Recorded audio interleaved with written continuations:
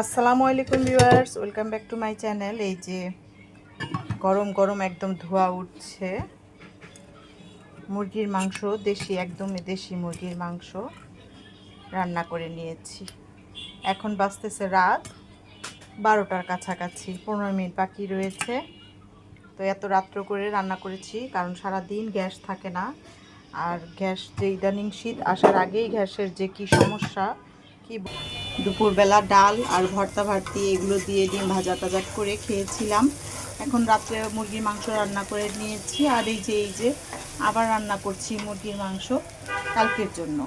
আজকে রাত্রে ওইটা চলবে, আর এগুলো হচ্ছে কালকের জন্য আমি একটু গুনা গুনা করে রাখবো। অনেকে প্রশ্ন করতে পারেন, দুই দুই মুরগি মানে দুই ধরনের মুরগি শুধু রান্না করছেন আর কিছু না? আর এই মুরগির সাইজ এত ছোট, আর দেশি মুরগি সাইজ ছোটই হয়। তো সেই মুরগিটাই আর কি আমি রান্না করেছি। ওটা একবেলা হয়ে যাবে, আলু পেঁপে দিয়ে রাত্রের জন্য রান্না করেছি, আর কালকের জন্য এই যে ভুনা করছি। আর সাথে তো ভর্তা টর্তা দুপুরে ছিল, ওগুলো খাবো। আর এই যে ডাল, পাতলা ডাল করে নিয়েছি এখানে, বিলাতি ধনে পাতা দিয়ে। তো ভাত থাকছেই।